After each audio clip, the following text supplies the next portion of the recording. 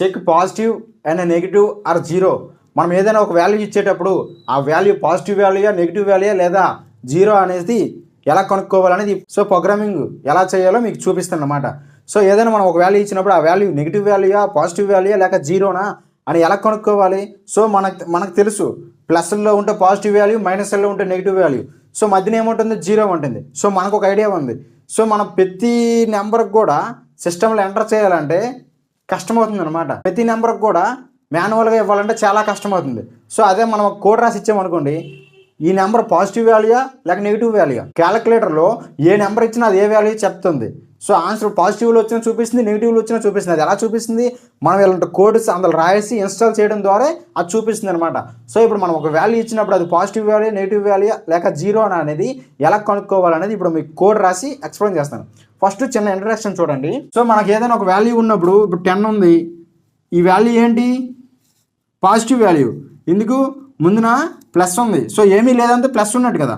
So in case -100 ఉంది, ఇదేంటి negative value, ఎందుకు ముందున మైనస్ ఉందన్నమాట. సో ఇన్ కేస్ ఇప్పుడు మనకి మామూలుగా మ్యాథమెటికల్ చూసుకుంటే సో ఇదేంటి జీరో. సో జీరోకి రైట్ సైడ్ ఉన్నవన్నీ కూడా positive values. Yes or no? Yes కదా. సో జీరోకి లెఫ్ట్ సైడ్ ఉన్నవి కూడా negative values. Yes or no? Yes కదా. సో ఈ పాజిటివ్ వాల్యూకి నెగిటివ్ వాల్యూకి మధ్యన ఉన్నదే జీరో. సో అయితే మనం ఏదైనా ఒక వాల్యూ ఇచ్చినప్పుడు మనకు తెలిసి చూడగానే చెప్తాను, బట్ సిస్టమ్కి అర్థం అవ్వాలి కదా అనమాట. ఆ కోడ్ ఎలా రాయాలో ఇప్పుడు మీకు చూపిస్తాను. సో ఇవన్నీ పాజిటివ్ వాల్యూస్, ఇవన్నీ నెగిటివ్ వాల్యూస్. ఏదైనా మనం ఒక వాల్యూ ఇచ్చినప్పుడు ఆ వాల్యూ ముందు ఏమీ లేదు అంటే, ఏ సింబల్ లేదు అంటే అది పాజిటివ్ వాల్యూ. ఇన్ కేస్ ఆ వాల్యూ ముందు ప్లస్ ఆర్ మైనస్ ఇంటూ ఏదో మైనస్ ఉంటే అది నెగిటివ్ వాల్యూ. సో అర్థమవుతుందా? సో ఈ రెండింటిని మీకు ఐడియా వచ్చింది కదా, పాజిటివ్ ఏదో నెగిటివ్ ఏదో. సో ఈ రెండింటికి మధ్యన ఉన్నదే జీరో అనమాట. సో ఈ మూడింటిని ఒక వాల్యూ ఇచ్చి అది పాజిటివా నెగిటివా లేక జీరోనా ఎలా ఫైండ్ అవుట్ చేయాలో మన సిస్టంలో క్యాలిక్యులేటర్లో ఏ విధంగా కోడ్ రాస్తారో ఆ విధంగా మీకు ఇప్పుడు కోడ్ రాసి మీకు లైన్ టు లైన్ ఎగ్జిక్యూట్ చేస్తాను. ఓకేనా? సో ఎండ్ వరకు చూడండి.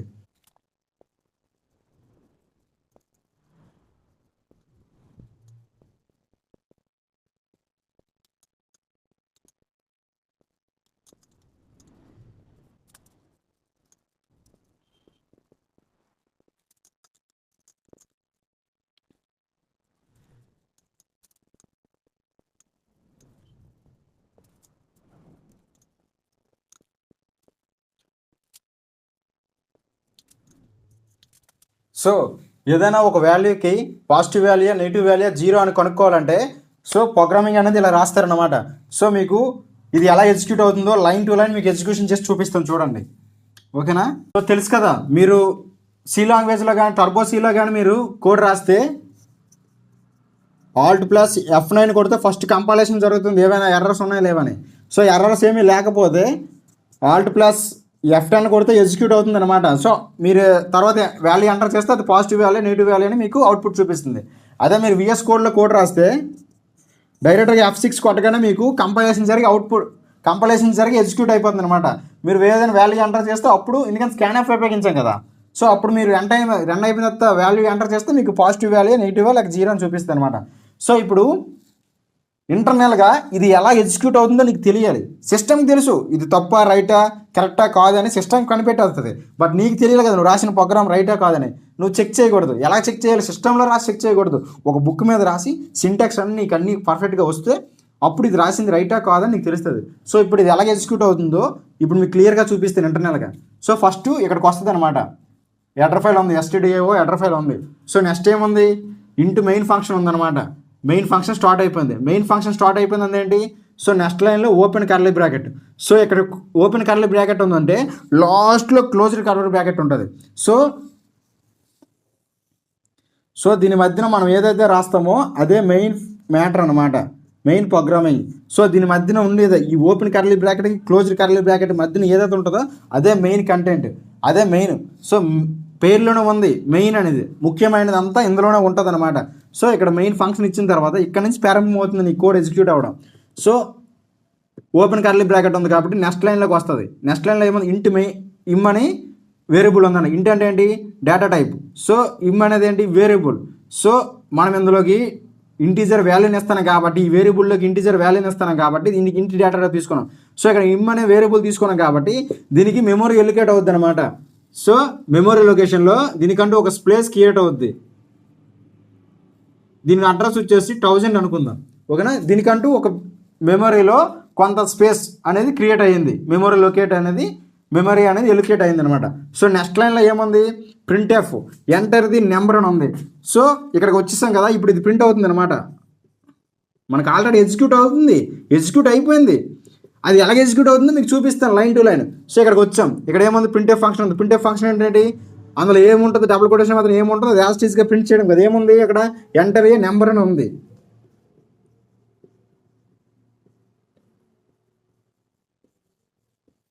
Enter a number is equal to అని ప్రింట్ అవుతుంది. సో నెక్స్ట్ లైన్కి వస్తుంది. నెక్స్ట్ లైన్లో ఏముంది? స్కాన్ఎఫ్ ఉంది. స్కాన్ఎఫ్ ఫంక్షన్ పని ఏంటి? To read the data on console in run time. Run టైంలో డేటాను రీడ్ చేసుకుంటుంది అనమాట. రన్ టైంలో మనం డేటా ఇవ్వాలి. ఎగ్జిక్యూట్ అయిపోయింది కదా, ఈ ప్రింట్ అయిపోయింది కదా. ఇక్కడ కర్సర్ అనేది బ్లింక్ అవుతుంది. ఎందుకు బ్లింక్ అవుతుంది? ఇక్కడ స్కాన్ఎఫ్ ఇచ్చాం. స్కాన్ఎఫ్ ఇచ్చామంటే ఏంటి? మన వాల్యూని ఇవ్వాలి. దేనికి వాల్యూని ఇవ్వాలి? కామా పక్కన ఏముంది? నమ్ అనే వేరియబుల్ ఉంది. ఆ వేరియబుల్కి వాల్యూని ఇవ్వాలి. ఆ ఇచ్చిన వేరియబుల్ అనేది ఈ %ఈలోకి వస్తుంది అనమాట. ఈ %ఈలోకి వస్తుంది. సో మనం ఎంత వాల్యూ ఇస్తున్నాం? సో ఫర్ సపోజ్ ఈ నమ్మన వేరియబుల్కి మనం ఎంత వాల్యూ ఇస్తున్నాం? 10 ఇచ్చాం. 10 ఇచ్చామంటే ఫస్ట్ మెమరీ లొకేషన్లో దాని అడ్రస్లో ఆ గార్బేజ్ వాల్యూ పోయి 10 స్టోర్ అవుతుంది అనమాట. సో నెక్స్ట్ అప్పుడు స్టోర్ అయిన తర్వాత నెక్స్ట్ ఇక్కడ ప్రింట్ అవుతుంది ఆ వాల్యూ అనేది 10 అనేది. సో నెక్స్ట్ లైన్కి వస్తాం. నెక్స్ట్ లైన్లో ఏముంది? ఇఫ్ కండిషన్ ఉంది. ఇఫ్ కండిషన్ ఏంటి? ఇఫ్ నమ్ గ్రేటర్ దార్ ఈక్వల్ టు 0 అని ఉంది. సో మనం ఇచ్చిన వాల్యూ నమ్లోకి వాల్యూ ఇచ్చాం కదా 10, ఇచ్చిన వాల్యూ 0 కన్నా పెద్దదైతే ఇక్కడ open curly bracket closed curly bracket ఉంది ఇఫ్ కండిషన్కి. సో ఎప్పుడైతే ఇఫ్ కండిషన్ ఇచ్చామో if condition open curly bracket ఇస్తే ఇఫ్ కండిషన్ యొక్క బ్లాక్ ఆఫ్ కోడ్ స్టార్ట్ అయింది అనమాట. ఇఫ్ కండిషన్స్ ఈ 2 బ్లాకుల మధ్య ఇక్కడ ఒక ఓపెన్ బ్రాకెట్ ఇక్కడ క్లోజ్ బ్రాకెట్ ఉంది కదా. సో ఈ 2 ఏంటంటే ఈ మధ్యన ఉన్న బ్లాక్ ఆఫ్ కోడ్ ఇఫ్ కండిషన్కి సంబంధించింది అనమాట. అర్థమైందా? సో ఇఫ్ కండిషన్లో ఏముంది? నమ్ greater than equal to 0. So 10 greater than equals to 0. So 0 కన్నా పెద్దది కదా. 0 కన్నా పెద్దదైనప్పుడు ఆ వాల్యూ ఏ వాల్యూ అవుతుంది? పాజిటివ్ వాల్యూ అవుతుంది. అర్థమవుతుందా? సో ఈ వాల్యూ యాజ్ టీజ్గా ప్రింట్ అయిపోతుంది అనమాట.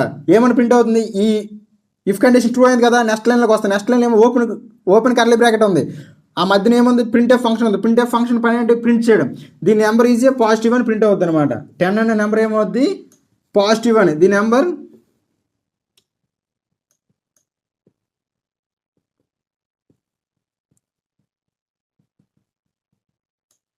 పాజిటివ్ అని ప్రింట్ అవుతుంది అనమాట. సో ఎగ్జిక్యూట్ అయిపోయింది కదా, మనం ఇచ్చిన వాల్యూ ఎగ్జిక్యూట్ అయిపోయింది కదా.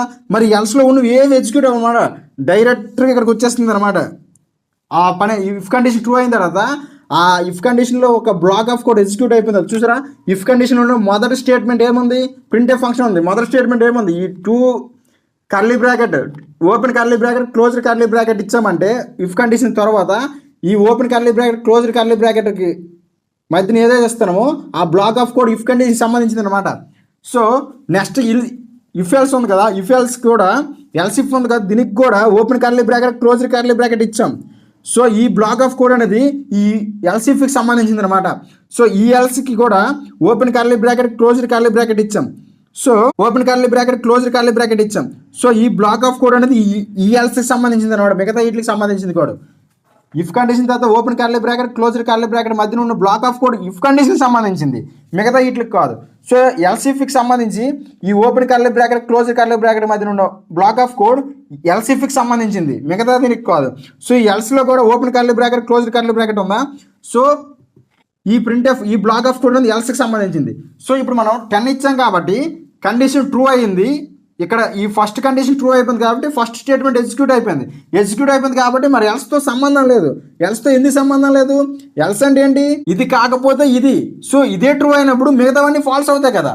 ఇఫ్ కండిషన్ ట్రూ అయిపోయింది కాబట్టి ఇఫ్ లోపలికి వెళ్తుంది. ఇఫ్ కండిషన్ లోపలికి వెళ్ళినప్పుడు ఏముంది? ప్రింట్ఎఫ్ ఫంక్షన్ ఉంది కాబట్టి ఎగ్జిక్యూట్ అయిపోయింది. సో బయటకు వచ్చేస్తుంది అనమాట. ఇక్కడ నుంచి డైరెక్ట్గా రిటర్న్కి వచ్చేస్తుంది, రిటర్న్ 0 దగ్గరికి వచ్చేస్తుంది. రిటర్న్ 0 ఉంది, సెమీకోలం ఉంది, క్లోజ్డ్ కర్లీ బ్రాకెట్ ఉంది, కోడ్ ఎండ్ అయిపోయింది అనమాట. ఇన్ కేస్ మనము ఈ నిమ్ అనే వేరియబుల్కి -11 అని ఇచ్చాం. ఎంత ఇచ్చాం? -11 అని ఇచ్చాం. సో ఇక్కడికి వస్తుంది. ఇఫ్ కండిషన్లో ఏముంది? ఇఫ్ కండిషన్లో నిమ్ గ్రేటర్ దెన్ ఈక్వల్ టు 0 ఉంది. -11 greater than equal to 0. So ఇది పాజిటివా? -11 0 కన్నా పెద్దదేంటి? ఆల్రెడీ మైనస్లో ఉంది. మైనస్ అంటే ఏంటి? 0 కన్నా తక్కువ కదా. మీకు చిన్న డయాగ్రామ్ వేసాను కదా, 0 1 2 3 -1 -2 -3. సో 0 అవతల ఉన్నవన్నీ పాజిటివ్ వాల్యూ, 0 అవతల ఉన్నవన్నీ మైనస్నే వాల్యూస్. సో ఈ 11 అనేది ఏంటి? మైనస్ వాల్యూ, అంటే 0 కన్నా చిన్నది కదా. సో ఇక్కడ ఏముంది? గ్రేటర్ దెన్ సింబల్ ఉంది. సో మీకు ఈ గ్రేటర్ దెన్ సింబల్ ఉన్నప్పుడు ఈ ఓపెన్ ప్లేస్ కాసి పెద్ద నెంబర్ ఉంటే అది ట్రూ అవుతుంది. ఈ ఓపెన్ ప్లేస్ కాసి చిన్న నెంబర్ ఉంటే అది ఫాల్స్ అయిపోద్ది. ఈ ఓపెన్ ప్లేస్ కాసి ఎంత ఉంది? చిన్న నెంబర్. మీకు బండ కొద్దిగా చెప్తున్నా. ఈ ఓపెన్ ప్లేస్ కాసి చిన్న నెంబర్ ఉంది కదా, అంటే మైనస్ వాల్యూ ఉంది కదా. మైనస్ వాల్యూ అంటే 0 కన్నా తక్కువ కదా. సో అదేంటి? కండిషన్ ఫాల్స్ అయిపోయింది అనమాట. సో ఇక్కడ ఇఫ్ కండిషన్ ఏమైంది? ఫాల్స్ అయ్యింది. అప్పుడు ఇఫ్ కండిషన్ ఫాల్స్ అయినప్పుడు మరి ఇఫ్ ఫంక్షన్, ఈ బ్లాక్ ఆఫ్ కోడ్ అనేది ఎగ్జిక్యూట్ అవ్వదు. ఇఫ్ కండిషన్ సంబంధించిన ఫస్ట్ స్టేట్మెంట్ అనేది ఎగ్జిక్యూట్ అవ్వదు. సో ఎల్స్లోకి వస్తుంది. ఎల్స్లో ఏముంది? ఎల్స్లో కూడా ఇఫ్ కండిషన్ ఉంది. ఇఫ్ కండిషన్ ఏముంది? సో ఇఫ్ కండిషన్ ఏముంది? Num less than or equal to 0. So ఇఫ్లో నమ్లో వాల్యూ ఎంత ఉంది? -11 less than or equal to 0. So ఈ -11 అనేది 0 కన్నా చిన్నదే కదా. ఈ కండిషన్ అర్థమేంటి? ఈ లెస్ దెన్ ఏంటి? ఈ ఓపెన్ క్యాష్ ఏ నెంబర్ అయితే ఉంటుందో అది పెద్ద వాల్యూ అవ్వాలన్నమాట. సో ఈ ప్లేస్ క్యాష్ 0 ఉంది. సో -11 అనేది 0 కన్నా చిన్నదే కదా. సో -11 కన్నా 0 పెద్దదే కదా. సో అప్పుడు ఏమవుతుంది? కండిషన్ ఎగ్జిక్యూట్ అయిపోయింది, కండిషన్ ట్రూ అయింది. సో ఈ ఎల్స్లో ఉన్న ఇఫ్ కండిషన్ అనేది ట్రూ అయింది కాబట్టి ఈ ఇఫ్ కండిషన్ సంబంధించిన బ్లాక్ ఆఫ్ కోడ్ దాని కిందనే ఉంటుంది. ఇఫ్ కండిషన్ సంబంధించిన బ్లాక్ ఆఫ్ కోడ్ అనేది ప్రింట్ఎఫ్ ఉంది. ప్రింట్ఎఫ్లో ఏముంది? The number is a negative అని ఉంది. అది యాజ్ ఇట్ ఈస్గా ప్రింట్ అయిపోద్ది.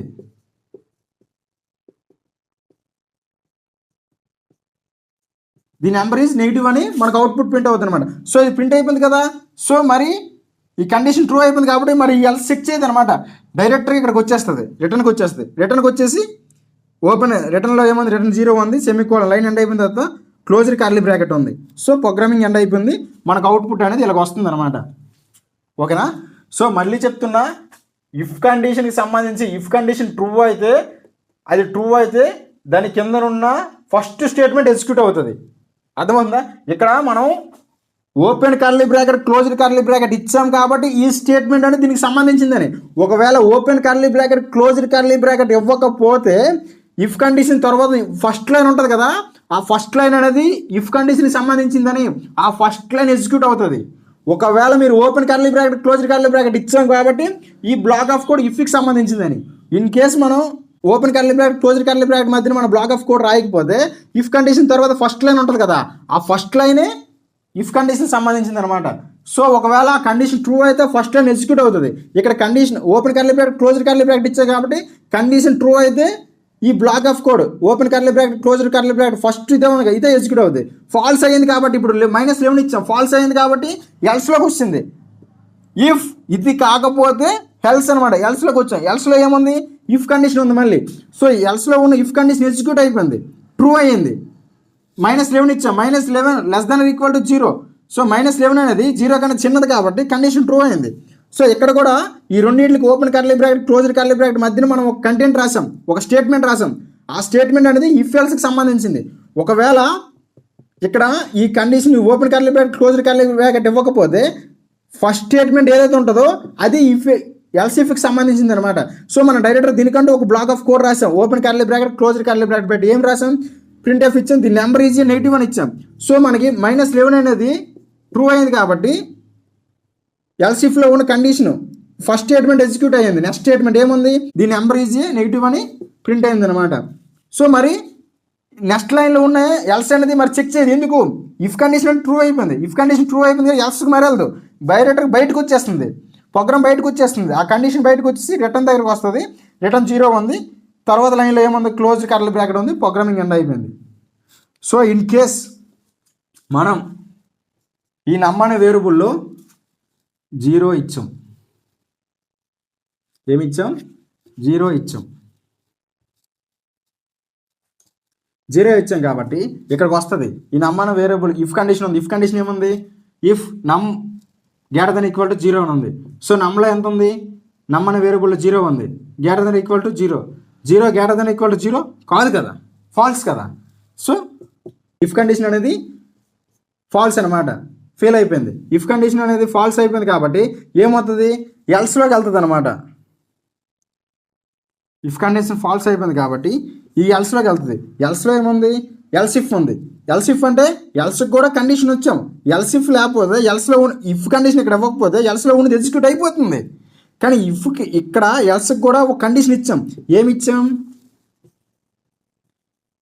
నమ్ less than or equal to 0 ఇచ్చాం. చూడండి, ఎప్పుడైనా సరే ఇఫ్ కండిషన్ ఫాల్స్ అయిపోయిన తర్వాత ఎల్స్ స్టేట్మెంట్ ఎగ్జిక్యూట్ అవుతుంది. ఎందుకంటే ఇఫ్ కండిషన్ ఫాల్స్ అయిపోయింది కాబట్టి లోపలికి వెళ్తాం. ఇఫ్ కండిషన్ ట్రూ అయితేనే ఇఫ్ కండిషన్ లోపలికి వెళ్తుంది. ఇఫ్ కండిషన్ ఫాల్స్ అయిపోతే ఎల్స్లోకి వస్తుంది. ఎల్స్లో కూడా కండిషన్ ఇవ్వకపోతే ఎల్స్ స్టేట్మెంట్లో ఏదైతే ఉంటుందో ఎల్స్ స్టేట్మెంట్ ఎగ్జిక్యూట్ అయిపోతుంది. బట్ మనం ఎల్స్ కాడ కూడా ఒక కండిషన్ పెట్టాం, ఇఫ్ కండిషన్ పెట్టాం. ఆ ఇఫ్ కండిషన్ చెక్ చేస్తుంది. ఆ ఇఫ్ కండిషన్ ఏంటి, ఇఫ్ నమ్ less than or equal to 0. So నమ్ వాల్యూ ఎంత, 0 కదా. So 0 less than or equal to 0 కాదు కదా. సో ఫాల్స్ అయిపోయింది. ఇది కూడా ఫాల్స్ అయిపోయింది. ఈ ఎల్సిఫ్ కూడా ఫాల్స్ అయిపోయింది కాబట్టి ఈ కండిషన్ అనేది ఈ ఎల్స్కి వస్తుంది అనమాట. నెక్స్ట్ లైన్లోకి వస్తుంది. ఎల్స్లో ఏముంది, ఇక్కడ కండిషన్ ఏం లేదు. ఇక్కడ కండిషన్ ఏం లేదు కాబట్టి ఎల్స్లో ఏ స్టేట్మెంట్ ఉందో ఆ స్టేట్మెంట్ ఎగ్జిక్యూట్ అయిపోతుంది. ఎల్స్లో ఏం స్టేట్మెంట్ ఉంటుంది, ప్రింట్ ఎఫ్ ఫంక్షన్ ఉంది. ప్రింట్ ఎఫ్ ఫంక్షన్ పని ఏంటి, ఈ వాల్యూని రీడ్ చేయడం. ఈ వాల్యూ ఎంత, ది నెంబర్ ఈజ్ 0 అని ప్రింట్ అయిపోతుంది అనమాట అవుట్పుట్లో.